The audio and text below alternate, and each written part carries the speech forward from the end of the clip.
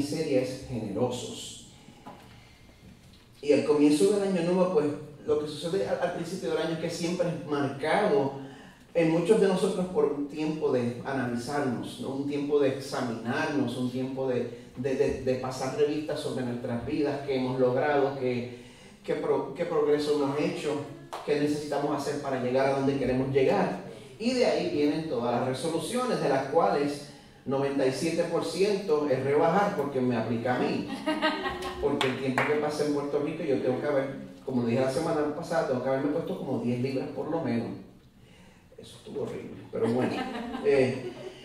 Lo que sucede es que muchas veces adoptamos una actitud cínica, porque las resoluciones que comenzamos a principios de enero, pues nos duran lo más como 2 semanas, y la mayoría del tiempo se nos olvidan, las abandonamos. Pero cualquier resolución que tenga que ver con someter nuestras vidas al Señor, cualquier resolución que tenga que ver con vivir más en obediencia al Señor, vale la pena, no importa cuántas veces estemos comenzando una vez más, porque todo lo que hacemos para el Señor y todo lo que hacemos para su obra se convierte en un legado eterno. Eterno. ¿Usted sabe lo que quiere decir la eternidad? Sin fin. Sin fin. ¿Cuánto vivimos nosotros? ¿Cuánto vamos a llegar a vivir? Vamos a poner en un caso extremo 115 años, 120 años, que ya no se ve. Eso es algo así comparado con la eternidad que no se acaba. Y lo que hacemos ahora importa para esa eternidad que vamos a pasar. Así que vale la pena hacer resoluciones para obedecer más al Señor, para invertir en esa vida que viene. Por supuesto, no estoy hablando de nuestra salvación. Nuestra salvación es por gracia a través de Cristo, pero nuestra obediencia va a afectar nuestra eternidad. Pero ese es otro mensaje. Bueno, aparte de todo, Dios también ha prometido ayudarnos a someter nuestras vidas a Él. El Señor nos dice en Romanos 8, 31 al 32, si Dios está por nosotros, ¿quién estará contra nosotros? El que no eximió ni a su propio Hijo, sino que lo entregó por todos nosotros, ¿cómo no nos concederá también con Él todas las cosas? ¿Qué quiere decir la Biblia cuando dice que el Señor nos va a conceder todas las cosas? ¿Quiere eso decir que Él nos va a dar todo lo que se nos antoje? Yo les puedo decir que no. Yo les puedo dar fe de que la respuesta es no, pero esto no solo se refiere a todas las cosas que necesitamos para vivir, lo cual el Señor suple ampliamente, sino que también se refiere, cuando dice todas las cosas, el Señor está prometiendo darnos todo lo que necesitamos para poder vivir en obediencia. ¿Alguna vez usted ha visto la palabra del Señor, lo que pide, lo que exige? Usted dice, yo no puedo hacer eso. Es imposible. El Señor, a través de su Santo Espíritu, ha provisto todo lo que necesitamos para vivir en esa obediencia. Él lo promete. Él se compromete con eso. Así que si usted nunca se le ha conocido como una persona que vive en generosidad, ya sea no solo con sus bienes, sino también con su tiempo o con su talento, esta mañana yo le digo que quizás si ha sido difícil someter esa parte de su vida a la obediencia, Dios puede. Dios puede. ¿No me oyeron? Dios puede. Él puede lograr en nosotros, por medio de su Espíritu, lo que nosotros no hemos podido lograr a través de nuestros esfuerzos. Voy a estar predicando en estas próximas 4 semanas del libro de Segunda de Corintios. Habíamos estado dedicando la serie a Primera de Corintios hasta ahora. Esta es la segunda carta que Pablo tiene que escribir a la iglesia en Corinto. Como les dije, ya cubrimos la primera carta que él mandó a esa iglesia que la ayudó a fundar. Y entre los muchos asuntos con los que Pablo quiso tratar, se incluía, como dijimos la semana pasada, una ofrenda especial que estaban recogiendo para una iglesia que estaba pasando necesidad, una iglesia que probablemente estaba pasando por una hambruna. Eso fue de lo que hablamos el domingo pasado. Les voy a refrescar la memoria. En los primeros 3 versos del último capítulo de Primera de Corintios, Pablo dice: ahora bien, en cuanto a la ofrenda para los santos, haced vosotros también como instruí a las iglesias de Galacia. que el primer día de la semana cada uno de vosotros aparte y guarde según haya prosperado, para que cuando yo vaya no se recojan entonces ofrendas. Y cuando yo llegue enviaré con cartas a quienes vosotros hayáis designado para que lleven vuestra contribución a Jerusalén. Así que después de haber escrito eso, ahora Pablo estaba de camino a Corinto para recoger esa ofrenda que les había comisionado, y de camino él escribe la segunda carta a los Corintios y la manda delante de él para que llegue y para que ellos estén listos con la ofrenda a la llegada de él, para no hacer otra colecta a su llegada. Pues en la sección que vamos a considerar hoy, que es 2 de Corintios 8, del 1 al 15, Pablo habla no solo sobre la generosidad, sino también sobre lo que debe motivar nuestra generosidad. Vamos a buscar, como dije, en 2 de Corintios 8, del 1 al 15. Si está usando la Biblia que proveemos, eso está en las páginas 732 y 733. 2 de Corintios 8, versos 1 al 15. Y voy a leer de la Biblia de las Américas.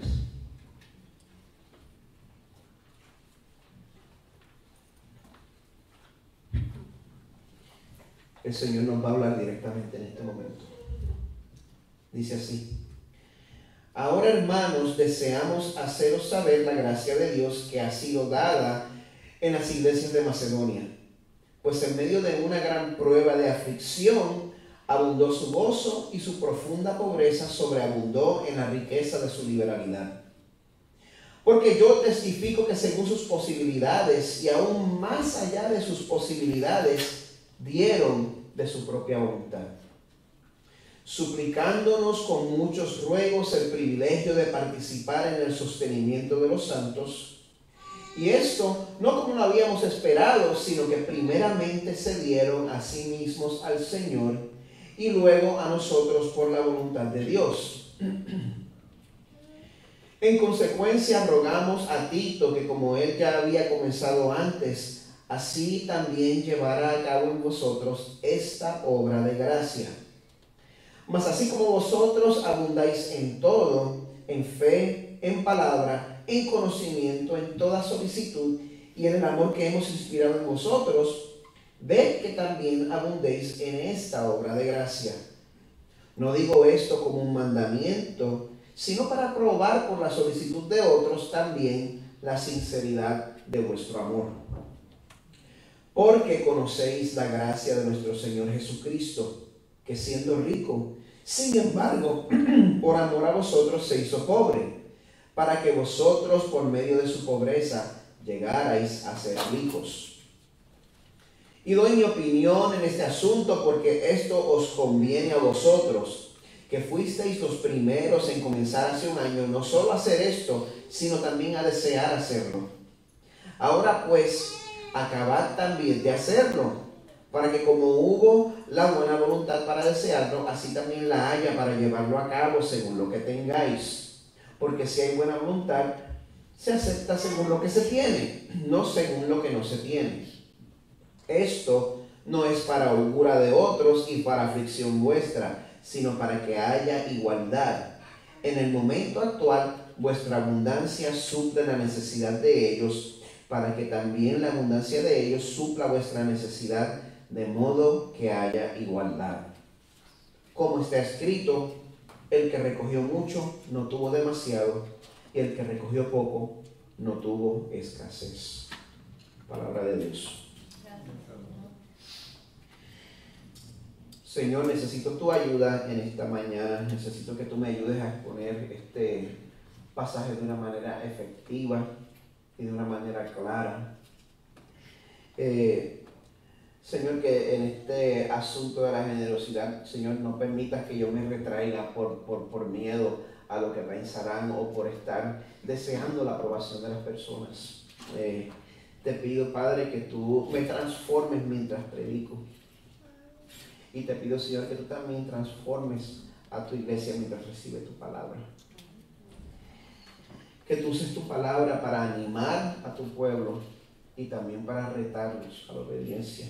Te pedimos en el nombre de Jesús. Amén. Para los que no sabían, les tengo una confesión.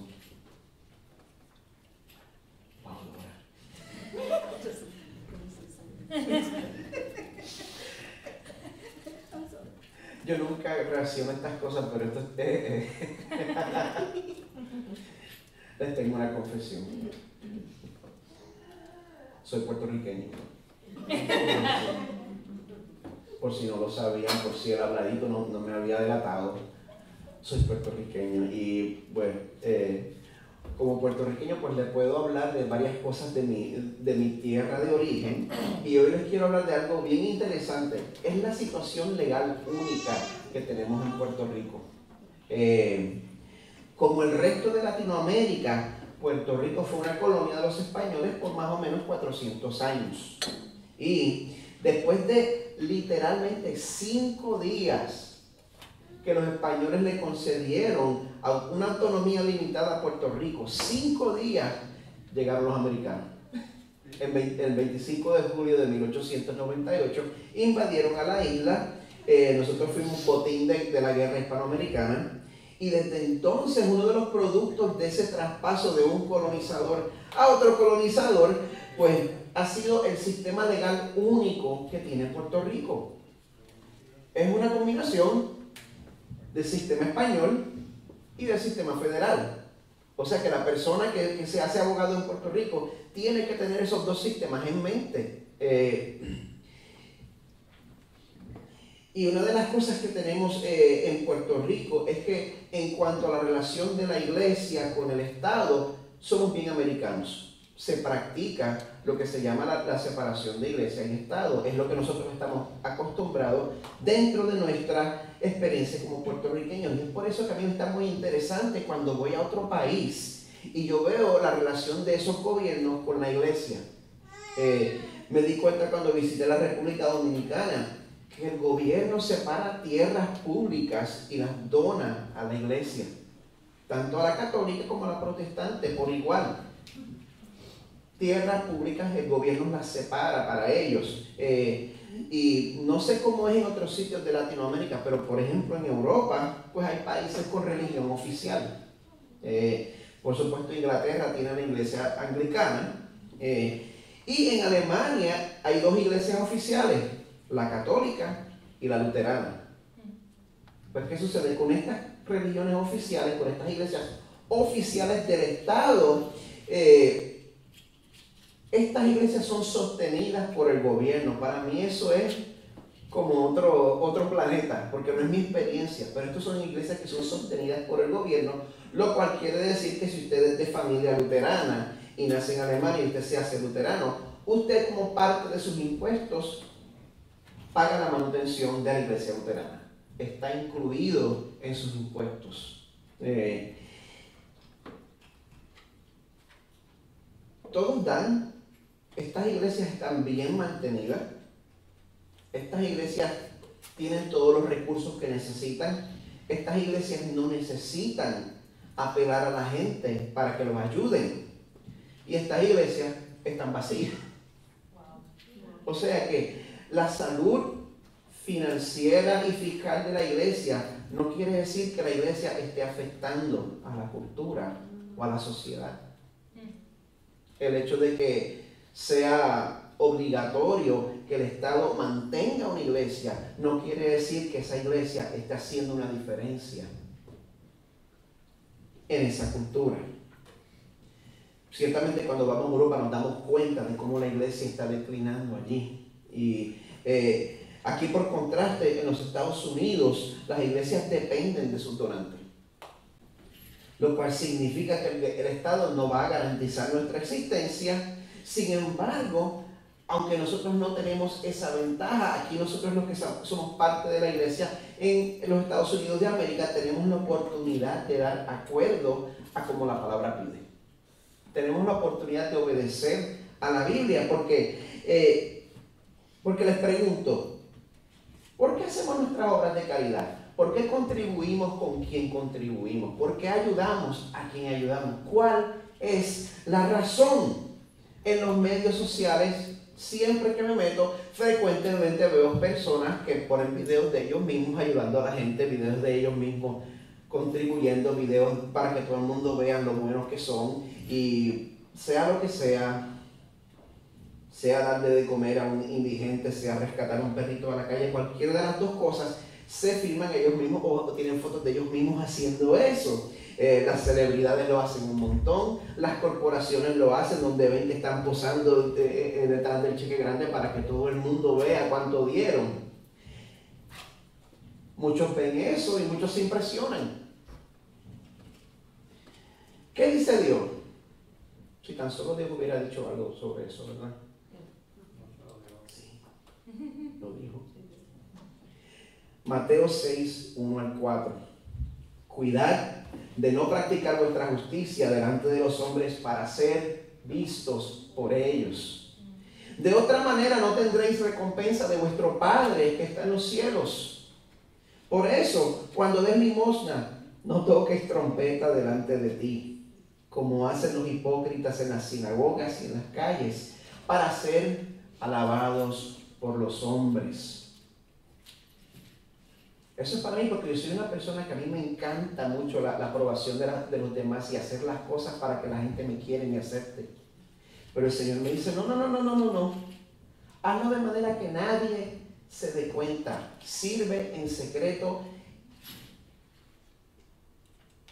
y esfuérzate para que nunca te noten.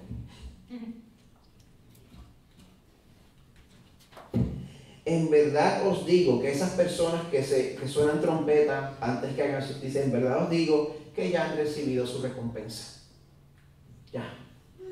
La adulación, la notoriedad, esa es toda su recompensa. Dice, pero tú cuando des limosna, que no sepa tu mano izquierda lo que hace tu derecha, para que tu limosna sea en secreto, y tu Padre que ve en lo secreto te recompensará. Al parecer a Dios sí le importa la razón por la cual nosotros practicamos nuestra generosidad. Esa es la impresión que a mí me da.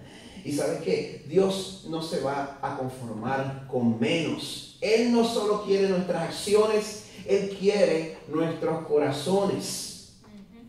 ¿Cómo podemos cambiar por fuera y por dentro también?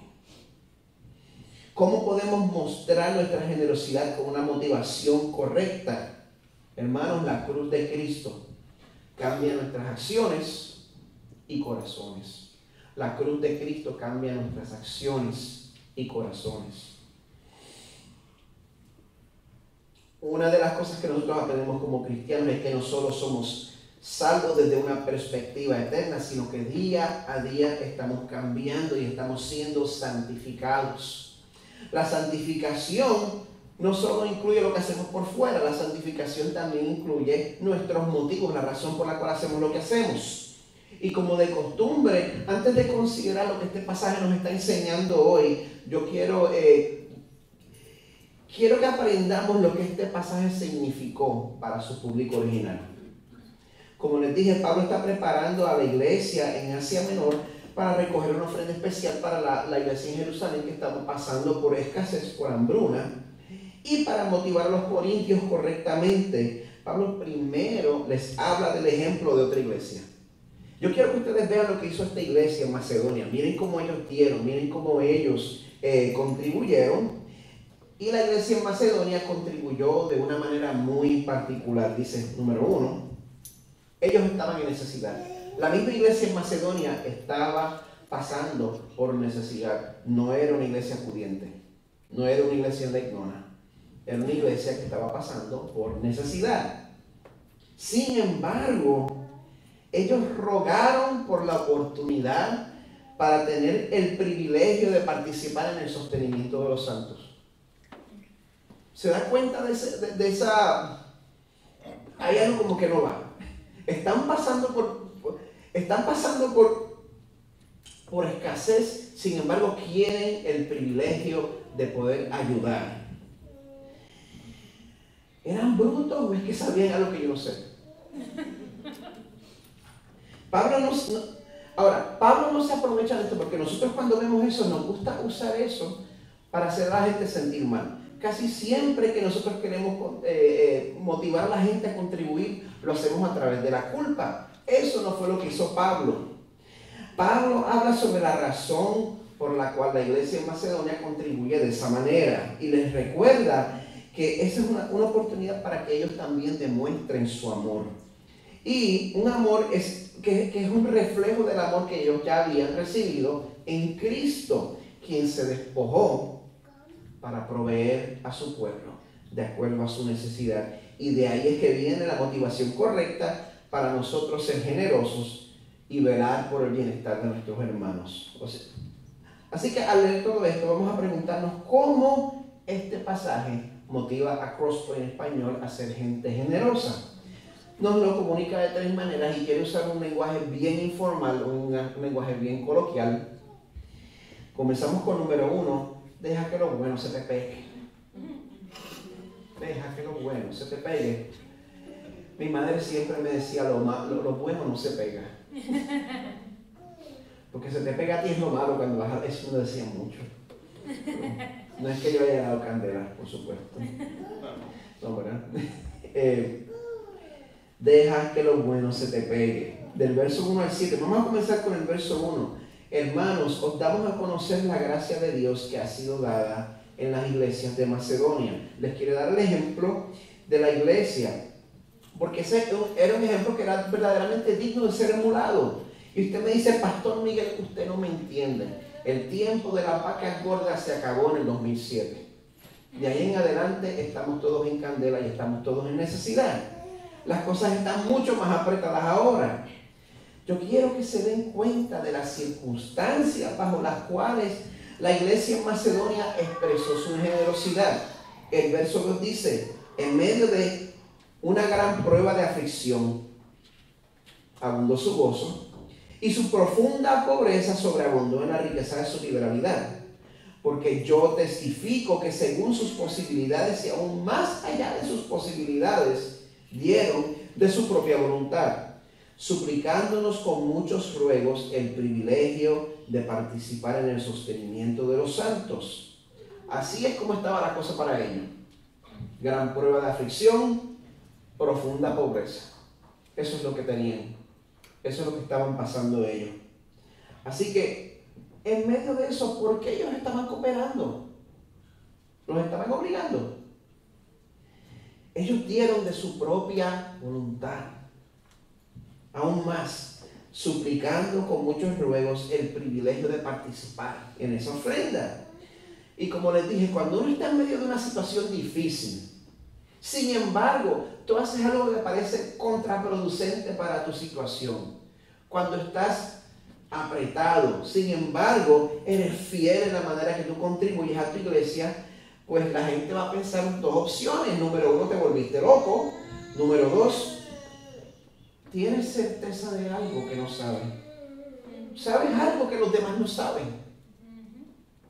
¿Qué es lo que saben? Lo mismo que nosotros sabemos como cristianos, pero necesitamos que nos lo recuerden día tras día tras día. Lo que me hace falta a mí que me digan, lo que hacemos en esta vida tiene un significado eterno.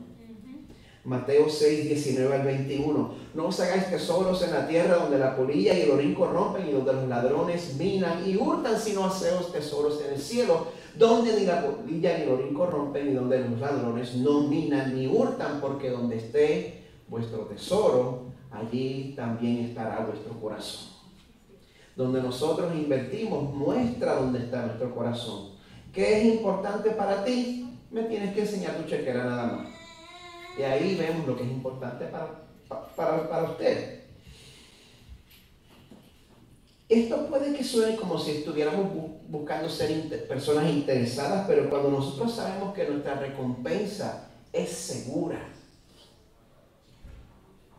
podemos depositar toda nuestra confianza en lo que el Señor nos manda hacer, como hicieron en Macedonia. Dice, esto no como lo habíamos esperado, sino que primeramente se dieron a sí mismos al Señor y luego a nosotros por la voluntad de Dios. Bueno, rapidito voy a brincar a la segunda parte porque aquí es donde yo quiero pasar la mayoría del tiempo. Porque no solo queremos dejar que se nos pegue lo bueno, sino que cuando nosotros vayamos a imitar el bien, haz las cosas de corazón. Es fácil hacer sentir a la gente culpable, se los dije. Yo puedo pararme aquí y decir hasta que ustedes se sientan mal. Es fácil hacer eso. Y la gente se aprovecha de eso. ¿Cuántos han visto los anuncios esos de los perritos en la calle? Que te arruinan el día. Que te lo ponen detrás de la jaula, con la carita. Y uno se siente mal por los pobres perritos. Yo puedo hacer eso. Yo podría hacer mi versión, un videito ahí. Y bueno, voy a dejarlo ahí, pero podría hacer las cosas de esa manera. Podría motivar a través de la culpa. ¿Cómo hacer las cosas con la motivación correcta? Esto solo sucede cuando somos motivados por el Evangelio.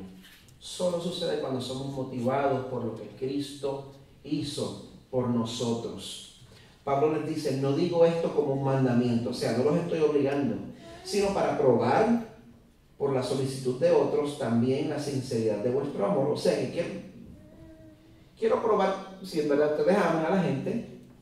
Y también porque conocéis la gracia de nuestro Señor Jesucristo, que siendo rico, sin embargo, por amor a ustedes, se hizo pobre, para que vosotros por medio de su pobreza llegarais a ser ricos. Se fijaron en este intercambio.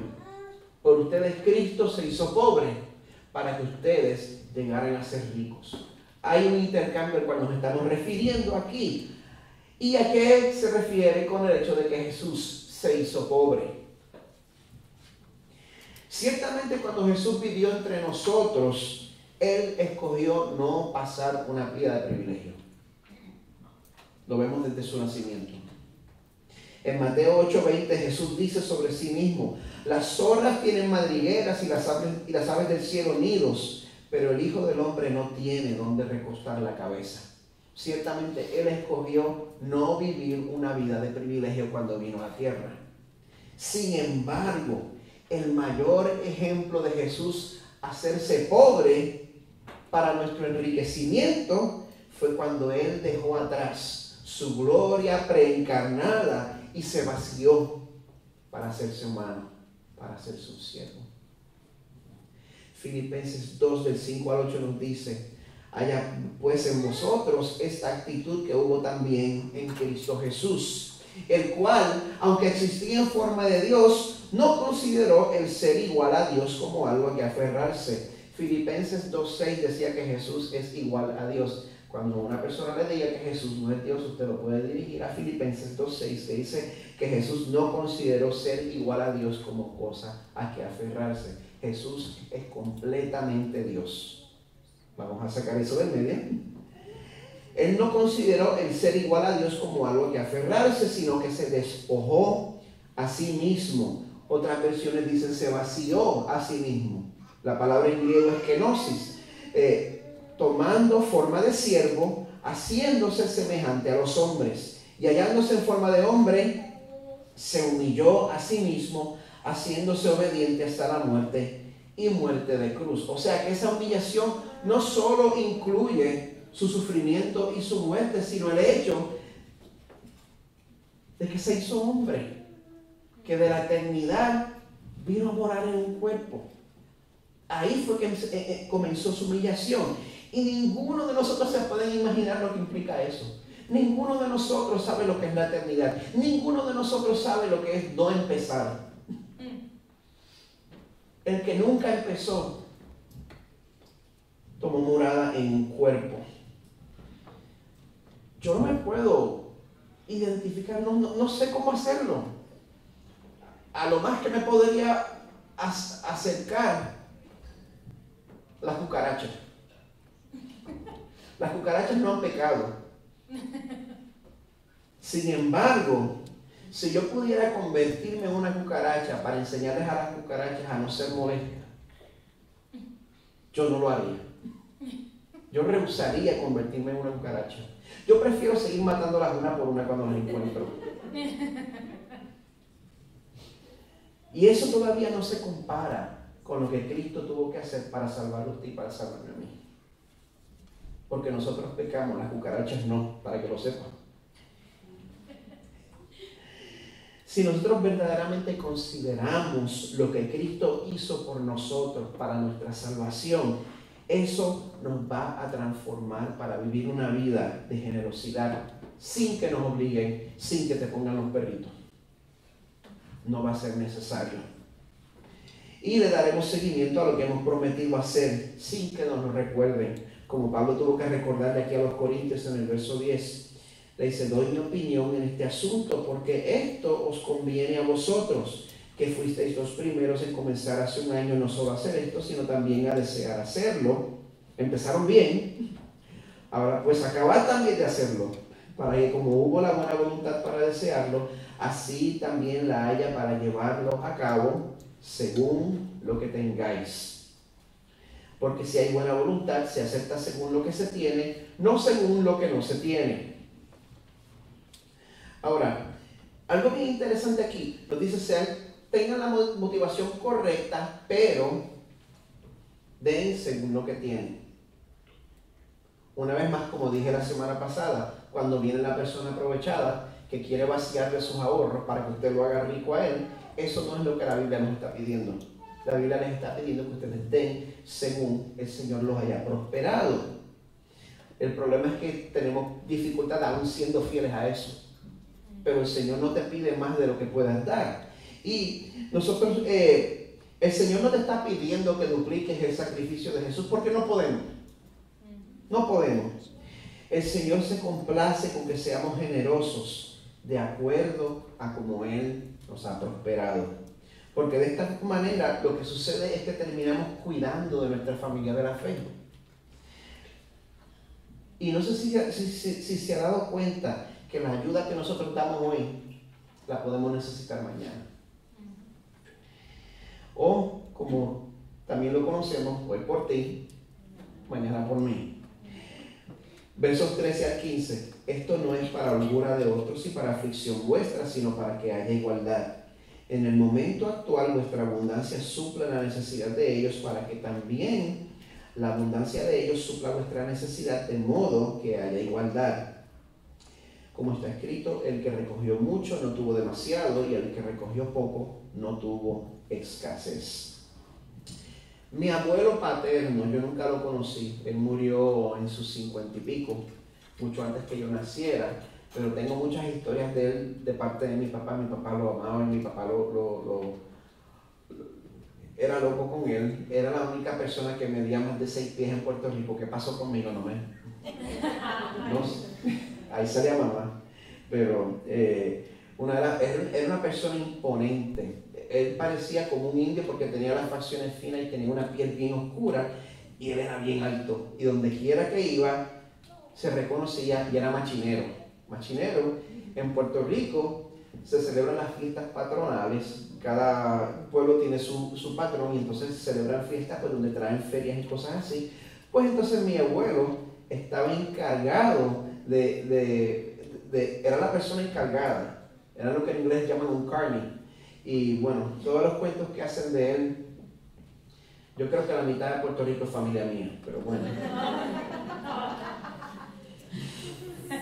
Yo traté de hacer el árbol familiar mío, y mi árbol genealógico no va para arriba, va para los lados, es una enredadera. Pero bueno, el punto de las machinas es que cuando usted se fija en un carrusel, lo que los puertorriqueños llamamos los caballitos,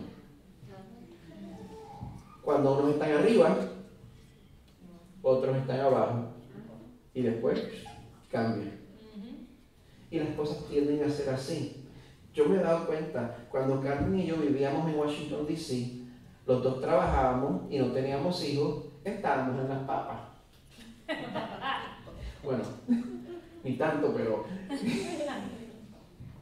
Y después estoy contrastando eso con nuestro tiempo en Miami, que teníamos 4 nenes, yo era la única fuente de ingresos y la vida era bien cara, y ahí nos la vimos muy diferente. La vida hace eso. Muchas veces usted está así, muchas veces usted está así. Es por eso que tenemos que fomentar esa vida de comunidad donde cuidamos los unos de los otros. Porque eso en su abundancia en la cual usted puede ayudar a otros, usted puede estar en la situación donde va a necesitar esa misma ayuda. Nos toca a nosotros cuidarnos, no al gobierno. El gobierno no tendría que meterse en las cosas y dañarlo todo si nosotros nos cuidáramos entre nosotros mismos. Porque solo de ahí viene la verdadera bendición de una generosidad que proviene de un corazón que ha sido transformado, no un corazón que ha sido obligado. John Piper escribe lo siguiente. El verso 9 es el que dice, perdón, ahora lo tengo que buscar. El verso 9, el que dice que Jesucristo, siendo rico, sin embargo, por amor a vosotros, se hizo pobre. Hablando de ese verso, nos muestra que el propósito de Dios al mandar a su Hijo fue crear dadores gozosos, amantes y generosos. Si a Dios le importa tanto que la generosidad sea con gozo y con amor, que para cambiar las motivaciones en su pueblo estuvo dispuesto a dar a su Hijo, entonces podemos estar absolutamente seguros de que cuando somos más generosos, seremos más felices y estaremos más realizados, porque Dios está comprometido a obrar poderosamente por el bien de aquellos cuyo comportamiento tanto valora. Que el Señor nos ayude y que Dios nos transforme a ser personas generosas de corazón. Les invito a que estemos de pie.